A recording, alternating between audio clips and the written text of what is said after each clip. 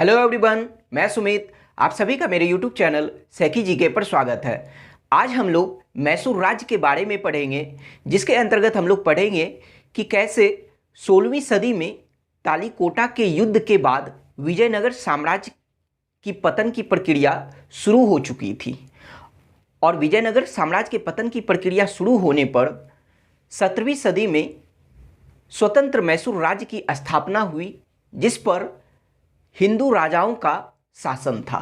लेकिन फिर 18वीं सदी में हैदर अली का उदय होता है और हैदर अली ने 18वीं सदी में उस मैसूर राज्य पर मुस्लिम सत्ता को स्थापित किया।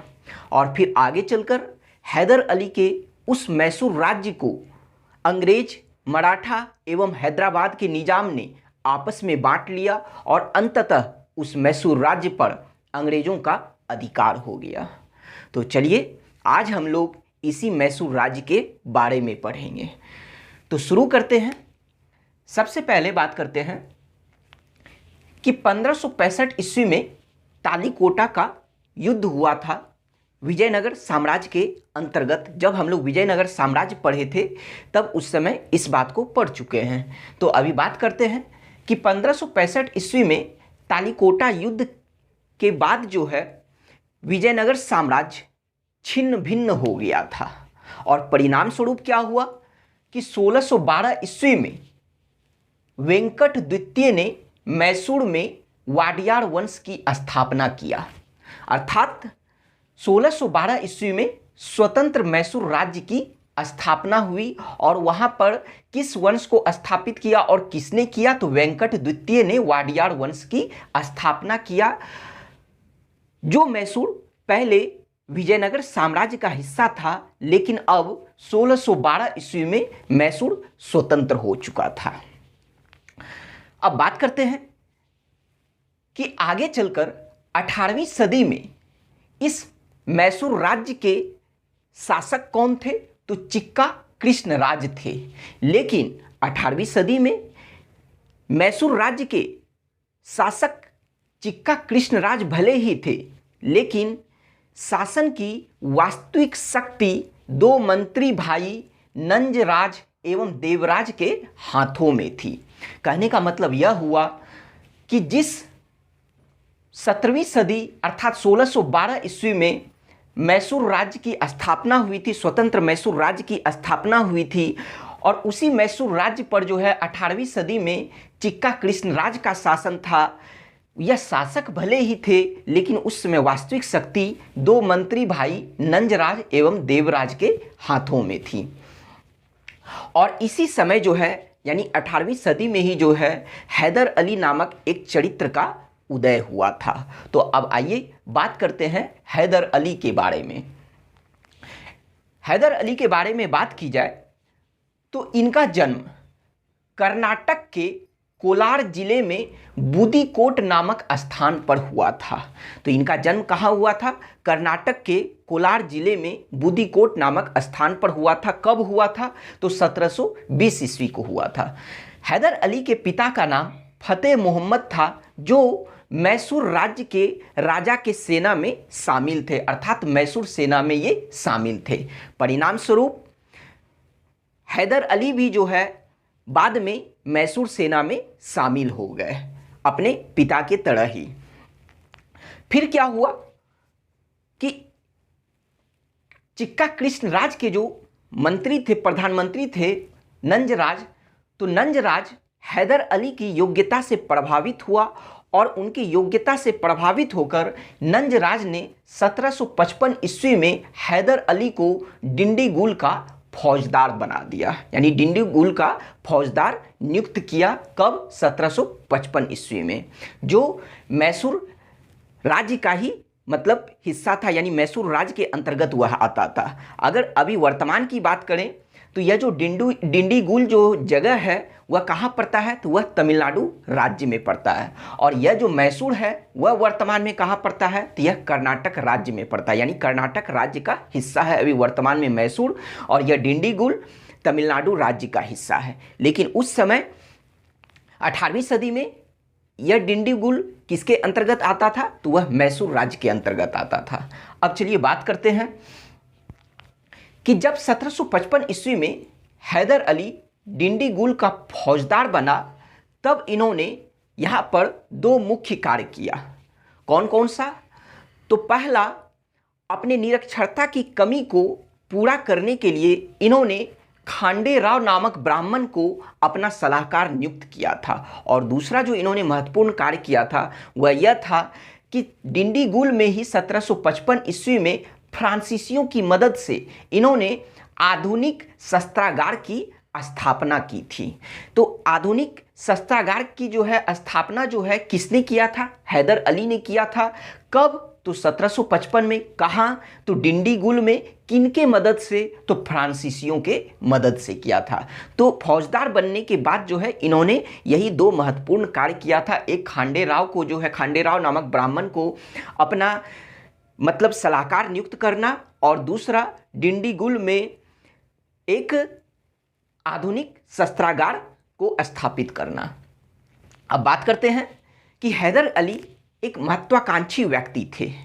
तो इस वजह से इन्होंने 1758 ईस्वी में मैसूर राज्य की राजधानी श्रीरंगपट्टम, तो मैसूर राज्य की राजधानी क्या थी उस समय? तो वह श्रीरंगपट्टम थी। तो बात करते हैं कि 1758 ईस्वी में हैदर अली ने मैसूर राज्य की राजधानी श्रीरंगपट्टम पर आक्रमण कर दिया, और आक्रमण करने के बाद ये जो दोनों राजबंधु थे अर्थात नंजराज और देवराज, तो इन दोनों को बंदी बना लिया और स्वयं चिक्का कृष्णराज अर्थात मैसूर के राजा के संरक्षक बनकर जो है शासन करने लगा।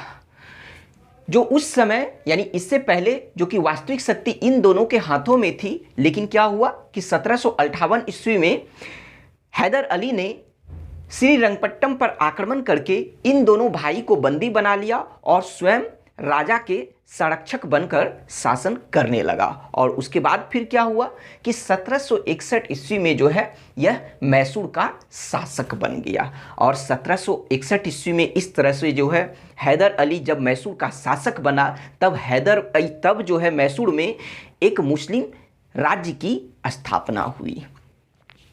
तो मुस्लिम राज्य की स्थापना जो है मैसूर में कब हुई थी? तो वह 1761 में हुई थी। किसने किया था? तो वह हैदर अली ने किया था। चलिए अब बात करते हैं कि जब यह 1761 ईस्वी में मैसूर के शासक बने, तब इन्होंने अपने क्षेत्र का विस्तार करना शुरू किया, आसपास के कई सारे क्षेत्रों को जीते भी। तब क्या हुआ कि इनके प्रभाव से यानी इनके बढ़ते हुए प्रभाव से जो है अंग्रेज, मराठा एवं हैदराबाद के निजाम ईर्ष्या करने लगे, एवं उनके बढ़ते प्रभाव से जो है वो लोग भयभीत हो गए और हैदर अली को अपने नियंत्रण में लाने के लिए ये तीनों सोचने लगे। कौन कौन? तो अंग्रेज, मराठा एवं हैदराबाद के निजाम। तो जब यह सब बात चलने लगी, तब क्या हुआ कि 1764 ईस्वी में, उस समय पेशवा कौन थे हम लोग पढ़ चुके हैं। मराठा के अंतर्गत पेशवा कौन थे? तो वो माधव राव थे, या माधव राव प्रथम भी कहा जाता है। तो 1764 ईस्वी में पेशवा माधव राव ने क्या किया कि मैसूर राज्य के खिलाफ आक्रमण कर दिया, यानी हैदर अली के खिलाफ जो है आक्रमण कर दिया। और 1764 ईस्वी में एक युद्ध में पेशवा माधव राव ने हैदर अली को पराजित किया। जब पराजित किया तो परिणाम स्वरूप क्या हुआ? 1765 ईस्वी में इन दोनों के बीच संधि हुई, जिसमें हैदर अली को जो है अपना कुछ भूक्षेत्र एवं उसके साथ साथ 28 लाख वार्षिक जो है यानी 28 लाख प्रति वर्ष जो है देने की बात हुई। तो वह किसने देने का वादा किया? क्योंकि इस युद्ध में जो है वह हैदर अली पराजित हुए थे, तो इसलिए हैदर अली ने जो है अपने कुछ भूक्षेत्र और 28 लाख प्रति वर्ष देने की वादा किससे किया? तो पेशवा माधव राव से किया। कब? तो यह संधि 1765 ईस्वी में हुई थी। जब इधर की यह सब घटनाक्रम चल ही रही थी, तो क्या हुआ कि 1765 ईस्वी में जो है अंग्रेज हैदराबाद के निजाम को जो है हैदर अली के खिलाफ युद्ध करने के लिए उकसाने लगे। और परिणाम स्वरूप क्या हुआ कि 1765 ईस्वी में हैदराबाद के निजाम ने अंग्रेज़ों की सहायता से हैदर अली के खिलाफ आक्रमण कर दिया। जब हैदर अली को यह बात पता चला कि हैदराबाद के निजाम अंग्रेज़ों के उकसाने पर जो है वो आक्रमण किए थे, तब क्या हुआ कि वह बहुत अधिक जो है क्रोधित हो उठे और उन्होंने उसी समय यह सोच लिया कि अब सर्वप्रथम यानी सबसे पहले जो है अंग्रेज़ों को पाठ पढ़ाना जरूरी है। तो परिणाम स्वरूप क्या हुआ कि हैदर अली ने अपने बुद्धि से जो है 1766 ईस्वी में मराठा एवं हैदराबाद के निजाम से संधि कर लिया और अब उसे सिर्फ जो है किससे लोहा लेना था, तो वह एकमात्र अंग्रेज अब बच गए थे जिससे उन्हें लोहा लेना था। तो बात करते हैं कि इसी क्रम में जो क्या हुआ कि मैसूर एवं अंग्रेजों के बीच जो है 4 युद्ध हुए, जिसे आंग्ल मैसूर युद्ध के नाम से जाना जाता है। प्रथम आंग्ल मैसूर युद्ध, द्वितीय आंग्ल मैसूर युद्ध, तृतीय आंग्ल मैसूर युद्ध और चतुर्थ आंग्ल मैसूर युद्ध। तो आंग्ल मैसूर कहने का मतलब अंग्रेजी राज्य और मैसूर राज्य के बीच जो युद्ध हुआ उसे ही आंग्ल मैसूर युद्ध कहा गया। और कितने युद्ध हुए, तो 4, प्रथम, द्वितीय, तृतीय और चतुर्थ आंग्ल मैसूर युद्ध। चलिए अब शुरू करने से पहले हम लोग एक पॉइंट को समझ लेते हैं कि यहाँ पर हमें किन किन बातों को याद रखना जरूरी है इस आंग्ल मैसूर युद्ध से। पहला कि यह युद्ध जो है कब हुआ था, आपको ईस्वी के साथ याद रखना है। दूसरी बात कि यह युद्ध जो है किसके किसके बीच हुआ था, या फिर मैसूर की तरफ से उस समय कौन शामिल थे, और जब जब यह युद्ध हुआ उस समय अंग्रेज की तरफ से जो है गवर्नर या गवर्नर जनरल कौन थे, यह बात याद रखनी है। और फिर जो है हमें लास्ट बात जो यह याद रखनी है कि यह जो चारों आंग्ल मैसूर युद्ध जो समाप्त हुआ वह किन किन संधियों से समाप्त हुआ और उन संधियों में क्या मुख्य बातें थी। तो हमें इन पॉइंटों को जो है इस आंग्ल मैसूर युद्ध से याद रखना है, क्योंकि इस तरह के प्रश्न एग्जाम में पूछे जाते हैं। तो चलिए अब शुरू करते हैं आंग्ल मैसूर युद्ध। तो प्रथम आंग्ल मैसूर युद्ध की बात करें तो यह कब से कब तक हुआ था, 1767 से 1769 ईस्वी तक जो है यह युद्ध हुआ। और इस युद्ध की समाप्ति जो है किस संधि के द्वारा हुई, तो मद्रास की संधि 1769 ईस्वी में हुई थी। सबसे पहले हम लोग यह जान लेते हैं कि इस प्रथम आंग्ल मैसूर युद्ध का जो है होने का कारण क्या था। तो आइए इस कारण को समझते हैं कि क्या हुआ कि इधर हैदर अली जो है वह अपने साम्राज्य का विस्तार करना चाहते थे और उधर अंग्रेज भी जो है अपने साम्राज्य का जो है वह विस्तार करना चाहते थे। पहला कारण तो यह था जिससे दोनों के बीच टकराव हुआ। दूसरा कारण यह था कि अंग्रेज जो है हैदर अली के खिलाफ जो है वह षड्यंत्र रच रहे थे। तीसरा, जो अंग्रेज के सबसे प्रबल प्रतिद्वंदी थे फ्रांसीसी, उससे जो है हैदर अली ने मित्रवत संबंध स्थापित किया था। तीसरा कारण यह था। और चौथा कारण जो था वह हैदर अली ने जो है अंग्रेज़ों के जो है जहाजी बेड़े को जो है अंग्रेजी बेड़े को जो है वह नष्ट कर दिया था। किसने, हैदर अली ने। तो यही वो 4 कारण थे जिसके वजह से प्रथम आंग्ल मैसूर युद्ध हुआ। तो आइए अब बात करते हैं कि 1767 ईस्वी में यह युद्ध शुरू हुआ और 1769 में समाप्त हुआ।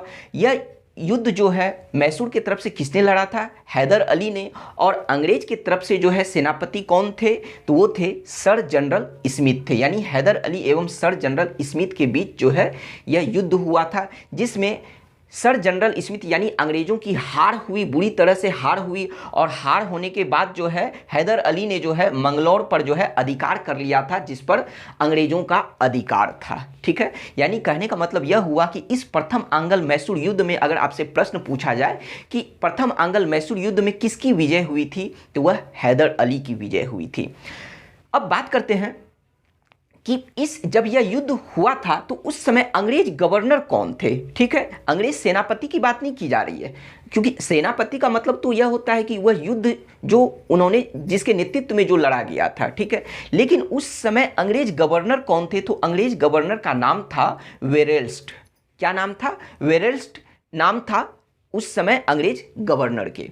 तो यह बात भी हम लोग जान लिए।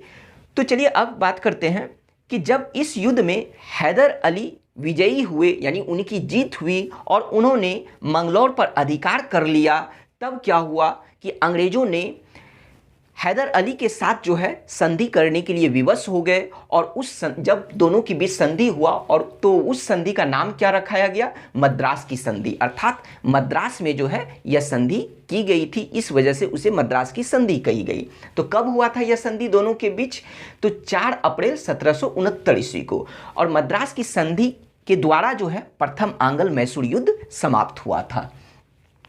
तो इस संधि शर्त के अनुसार जो है दोनों में क्या क्या जो है मतलब बातें, मतलब दोनों के मध्य जो है क्या क्या बातें हुई थी इस संधि के द्वारा, तो आइए इसे जानते हैं। इस संधि के द्वारा यह बात हुआ था कि दोनों जो एक दूसरे के क्षेत्र को जीते हैं वो एक दूसरे को वापस कर देंगे। अर्थात कि हैदर अली ने जो अंग्रेजों के मंगलौर पर अधिकार कर लिया था, अब इस संधि के द्वारा हैदर अली मंगलौर को किसे वापस कर दिया, तो अंग्रेजों को वापस कर दिया। दूसरा जो इस संधि के द्वारा जो बातें रखी गई थी वह यह थी कि एक दूसरे जो हैं मतलब अंग्रेज और इधर मैसूर एक दूसरे के खिलाफ आक्रमण नहीं करेंगे। तीसरा, संकट के समय जो है एक दूसरे का साथ देंगे। अगर कोई किसी इन दोनों के विरुद्ध जो है कोई भी आक्रमण करता है तो एक दूसरे का साथ देंगे। यह संधि हुई थी। लेकिन क्या हुआ कि अंग्रेज तो संधि का उल्लंघन करने में माहिर थे ही, क्योंकि वो तो छल कपटी थे, यानी छल कपट उनके मन में भरा हुआ था। तो क्या हुआ कि इस संधि को जो है करने का अंग्रेज मतलब इस संधि के पीछे सिर्फ अंग्रेज का मकसद यह था कि इस युद्ध को विराम देना।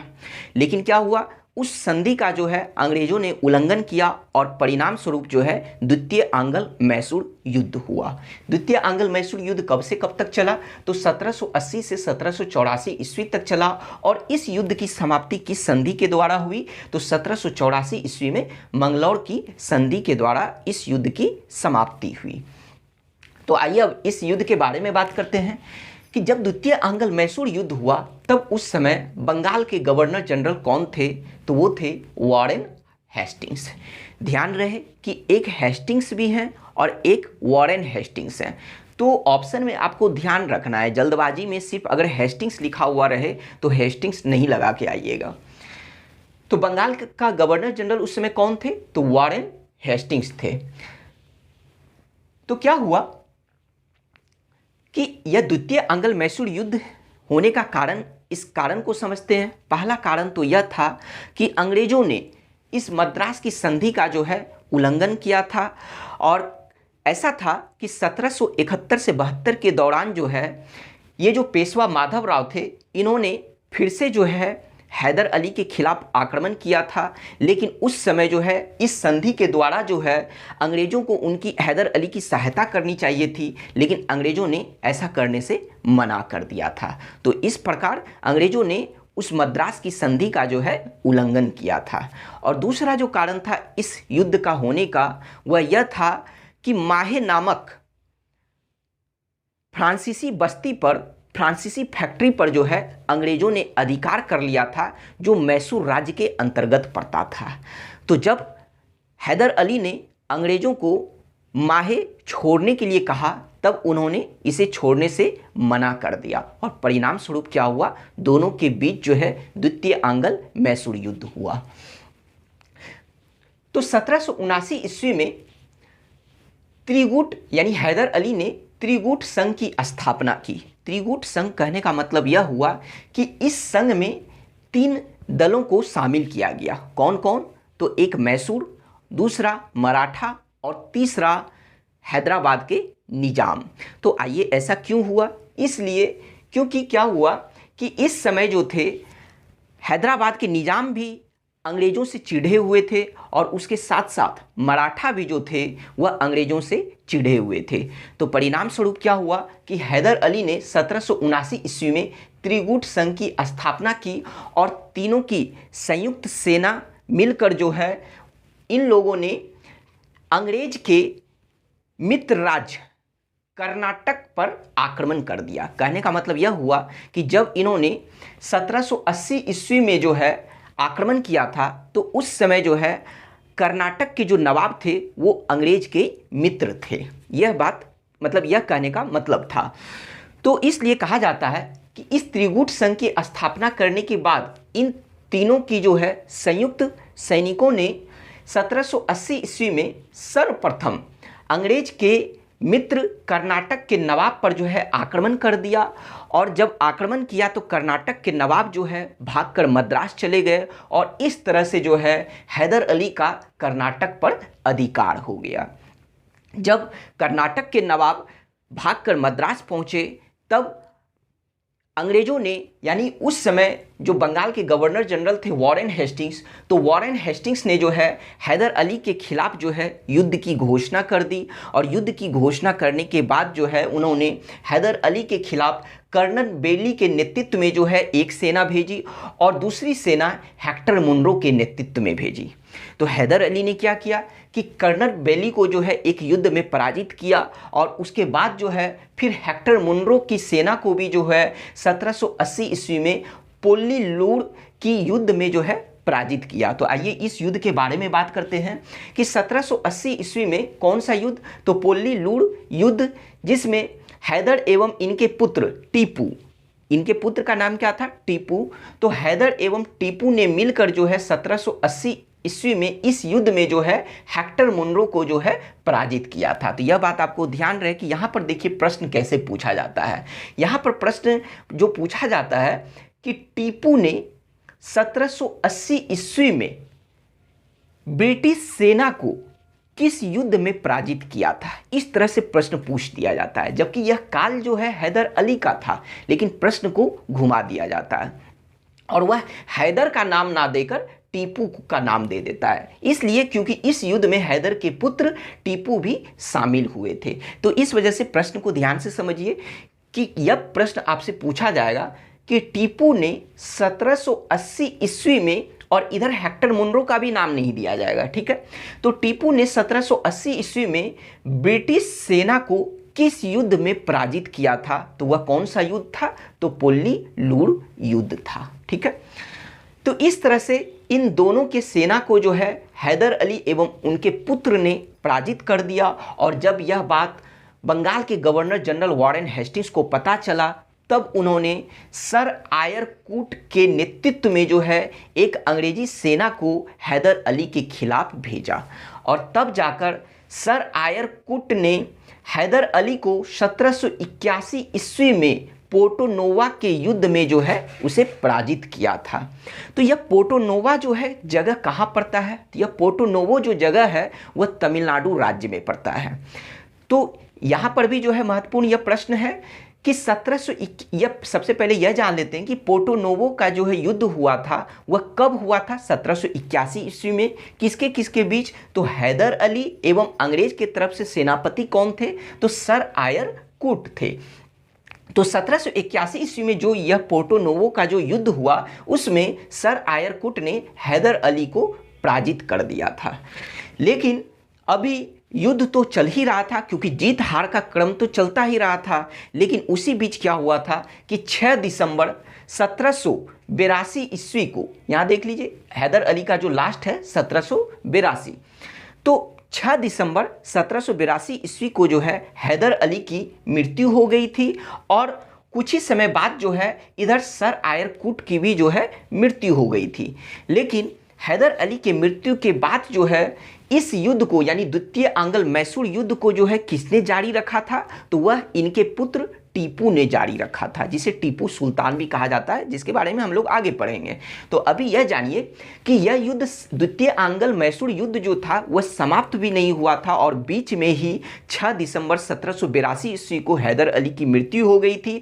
और उधर जो है अंग्रेजी सेनापति सर आयर कूट की भी मृत्यु हो चुकी थी। तो जब हैदर अली की मृत्यु हुई तब उनके बाद जो है द्वितीय आंग्ल मैसूर युद्ध को किसने जारी रखा था, तो हैदर अली के पुत्र टीपू ने जारी रखा था।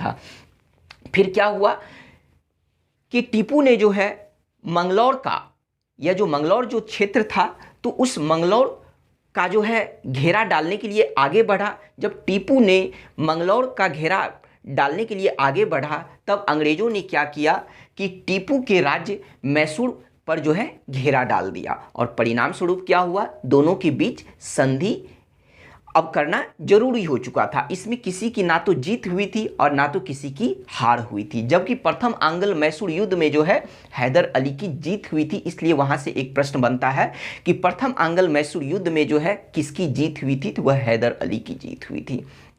तो आइए अब बात करते हैं कि इस तरह से जब एक दूसरे के क्षेत्र पर घेरा डालने के बाद जो है अब इन दोनों के बीच संधि करना जरूरी था। तो दोनों के बीच जो संधि हुआ वह कौन सा संधि था? मंगलौर की संधि कब हुई थी? 1784 ईस्वी में। और इस तरह से मंगलौर की संधि करने के बाद जो है यह द्वितीय आंग्ल मैसूर युद्ध 1784 में समाप्त हुआ।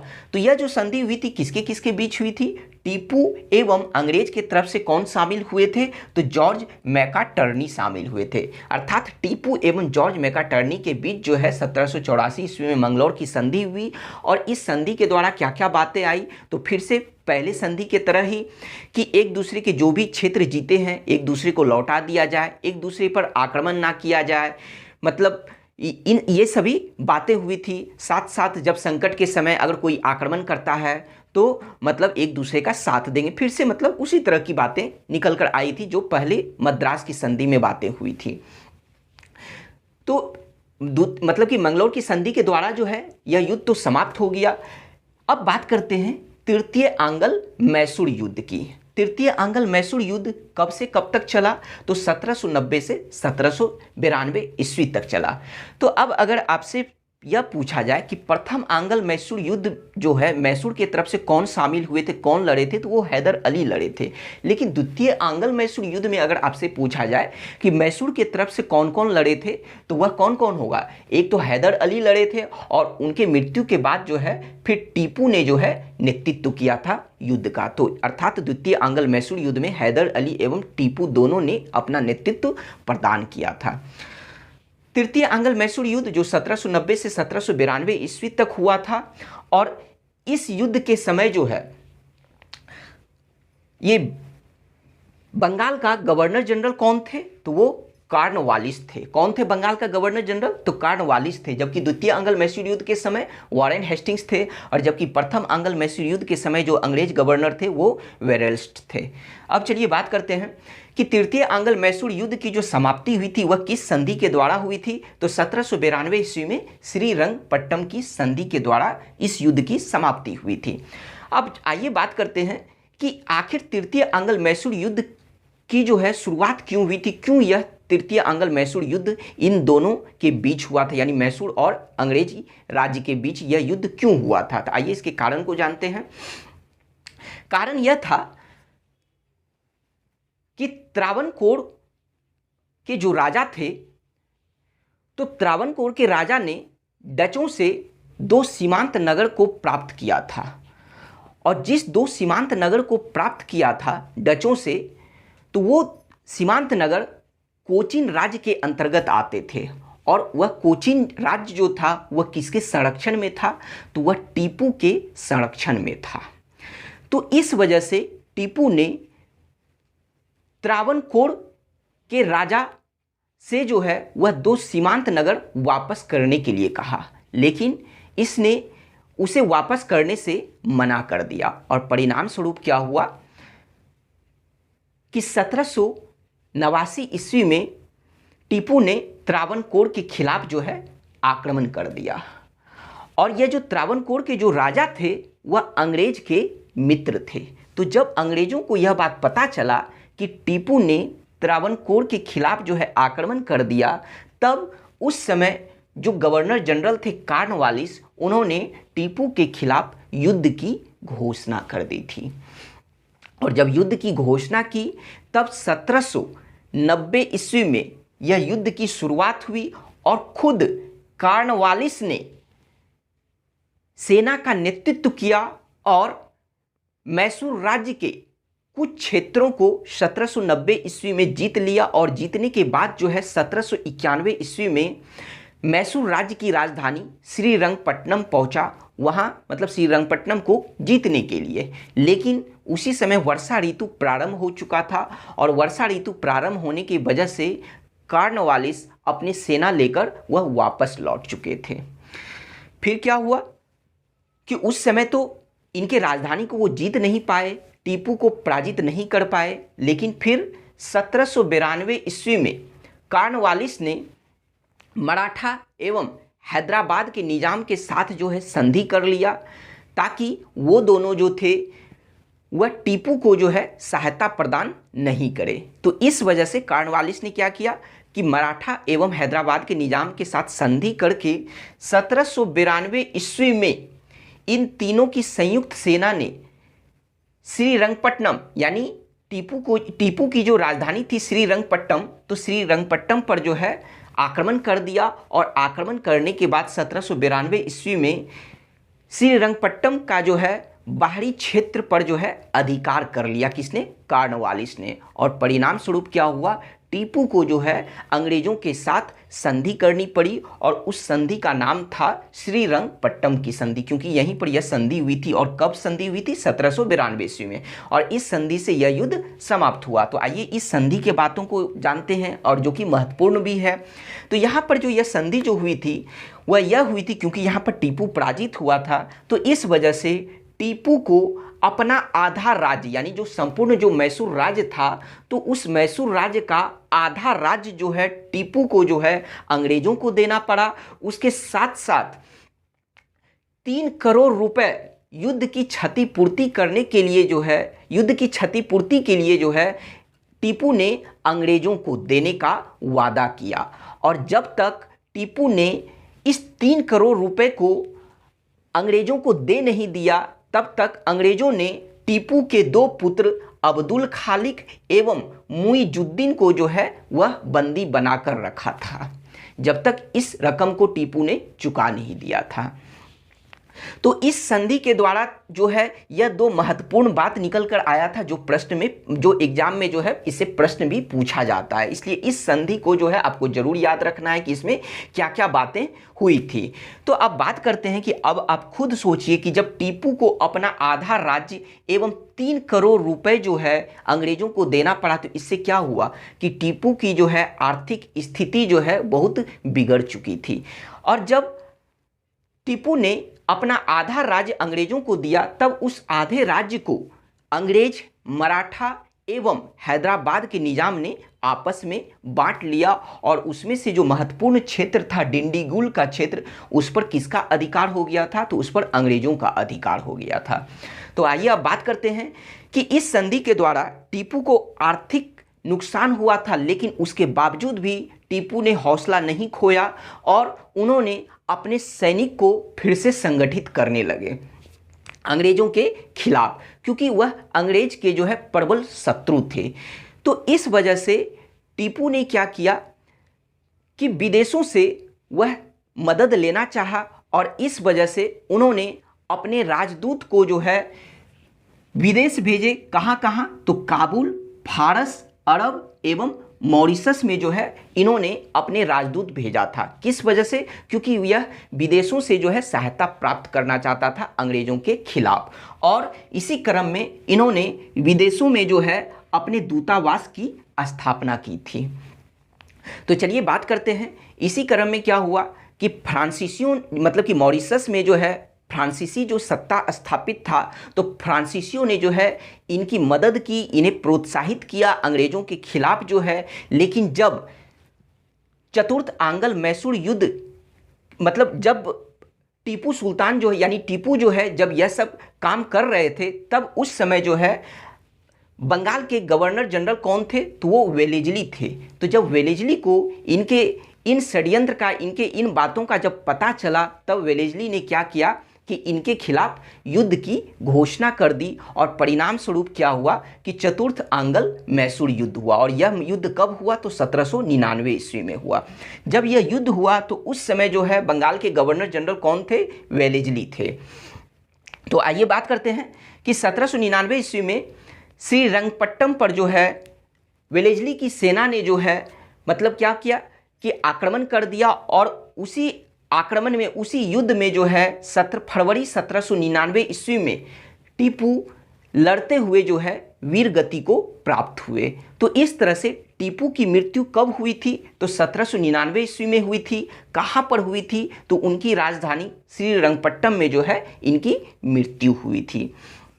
तो इस तरह से 1799 ईस्वी में टीपू की मृत्यु होने के बाद जो है उनके राज्यों को, मतलब आधा राज्य को तो इन लोगों ने पहले ले लिया था, अब जो आधा राज्य जो बचा हुआ था उस आधे राज्य में से जो प्रमुख क्षेत्र था तो अंग्रेज, हैदराबाद के निजाम एवं मराठों ने आपस में बांट लिया। और जो कुछ क्षेत्र बच गए थे जिसे इन तीनों ने नहीं लिया था, तो उस क्षेत्र पर क्या किया कि अंग्रेजों ने फिर से वाडियार वंश की, यही वाडियार वंश जो यहाँ पर हम लोग पढ़े थे, तो इस वाडियार वंश को फिर से स्थापित करके कृष्ण द्वितीय को जो है उसकी गद्दी पर बैठा दिया। और अंततः क्या हुआ कि 1799 ईस्वी में वेलेस्ली ने कृष्ण द्वितीय के साथ सहायक संधि पर हस्ताक्षर करवा लिया और 1799 ईस्वी में अब यह जो स्वतंत्र मैसूर राज्य जो था वह पूर्ण रूप से समाप्त हो चुका था। यानी इसकी अब स्वतंत्र सत्ता समाप्त हो चुकी थी। कब? तो 1799 ईस्वी में। तो यह जो चतुर्थ आंग्ल मैसूर युद्ध हुआ, इसके लिए जो है इस युद्ध को समाप्त करने के लिए किसी भी तरह की संधि नहीं हुई थी, इसलिए क्योंकि इसमें तो टीपू सुल्तान जो है यानी टीपू जो है वह तो मारा गया था और इनके मृत्यु के बाद जो है इन लोगों ने आपस में इनके बचे हुए राज्यों को बांट लिया और उनमें से जो कुछ क्षेत्र बच गए थे उस क्षेत्र पर अंग्रेजों ने वाडियार वंश की स्थापना फिर से कर दी। और इसका शासक किसे बनाया? तो कृष्ण द्वितीय को, जो कि एक अल्पवयस्क थे।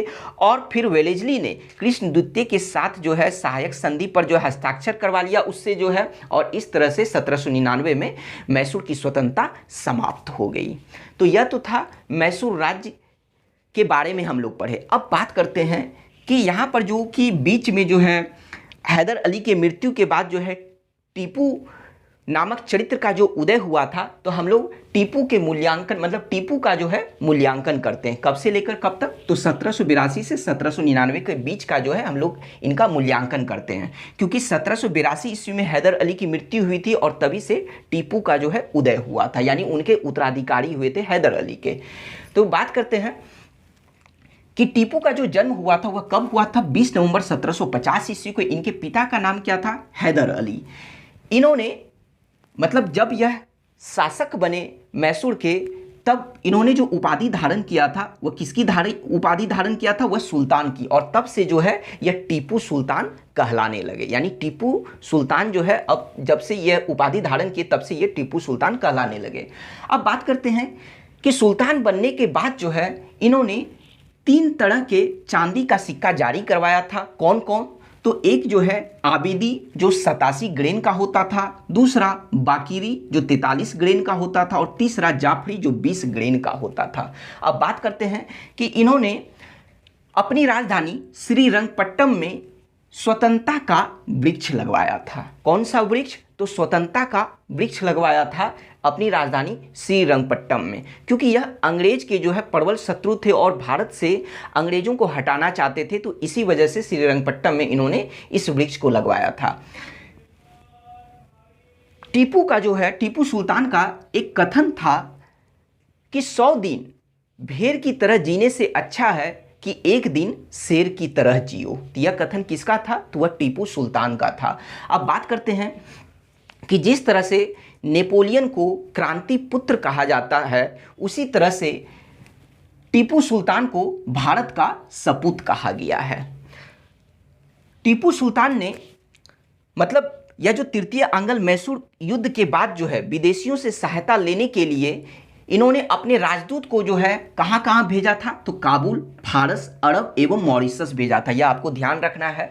और विदेशों में जो है इन्होंने अपने दूतावास की स्थापना की थी। किस पद्धति से? तो आधुनिक पद्धति से। यह बहुत दोनों जो है महत्वपूर्ण प्रश्न है, ठीक है, कि विदेशों में जो है दूतावास की स्थापना आधुनिक पद्धति से किसने करवाया था? तो वह टीपू सुल्तान ने करवाया था। अब बात करते हैं कि टीपू सुल्तान फ्रांसीसी क्लब या फ्रांसीसी संगठन जिसका नाम था जैकोबिन, तो जैकोबिन क्लब का जो है टीपू सुल्तान सदस्य बन गया था। और सदस्य बनने के बाद जो है टीपू सुल्तान अपने आप को नागरिक टीपू कहने लगे थे। इसके बाद फिर बात करें कि टीपू सुल्तान जो थे वह एक मुस्लिम थे, लेकिन मुस्लिम होने के बावजूद वह एक धर्मनिरपेक्ष शासक थे। धर्मनिरपेक्ष अगर शासक की अब बात की जाए तो उन्होंने कई सारे हिंदू मंदिरों के निर्माण के लिए जो है आर्थिक सहायता प्रदान की थी, जिसमें से जो है दो महत्वपूर्ण है, एक है श्रृंगेरी मंदिर और दूसरा शारदा देवी की मूर्ति के पुनर्निर्माण के लिए जो है इन्होंने आर्थिक सहायता प्रदान किया था। अब बात करें उनके धर्मनिरपेक्ष शासक के रूप में, तो टीपू सुल्तान ने अपने सिक्कों पर शिव पार्वती का चित्र अंकित करवाया था। इसके साथ साथ टीपू सुल्तान प्रतिदिन रंगनाथ मंदिर का दर्शन करने के लिए जाते थे, जो कि एक हिंदू मंदिर था। अब बात करें कि यह टीपू सुल्तान जो थे अपने दुश्मनों के खिलाफ कठोर नीति अपनाते थे। इस वजह से अंग्रेजों ने टीपू सुल्तान को सीधा साधा दैत्य कहा है। तो सीधा साधा दैत्य किसे कहा गया है? टीपू सुल्तान को कहा गया। किसने कहा है? तो अंग्रेजों ने कहा है। तो यह तो था टीपू का मूल्यांकन। अब बात करते हैं कुछ हैदर अली से रिलेटेड। तो हैदर अली का जो एक कथन था वह यह था कि मैं अंग्रेजों की स्थल शक्ति को समाप्त कर सकता हूं, लेकिन उनकी सामुद्रिक शक्ति को जो है मैं नहीं सुखा सकता हूं। यह कथन किसने कहा था? हैदर अली ने। किससे रिलेटेड? तो अंग्रेजों से रिलेटेड कहा था। अब बात करें कि हैदर अली ने गंजाम शहर को स्थापित करवाया था और गंजाम शहर की स्थापना करके वहीं पर जो है लाल बाग इमारत का निर्माण किया था। और फिर हैदर अली के जो वंशज का जो मकबरा वह कहाँ पर है? तो हैदर अली के वंशज का जो मकबरा वह कर्नाटक के कोलार में है, यानी कोलार जिले में इनके वंशज का मकबरा है। तो इस तरह से आज हम लोगों का मैसूर राज्य समाप्त हो गया। आपको यह वीडियो कैसा लगा आप हमें कमेंट में ज़रूर बताइए। Thank you.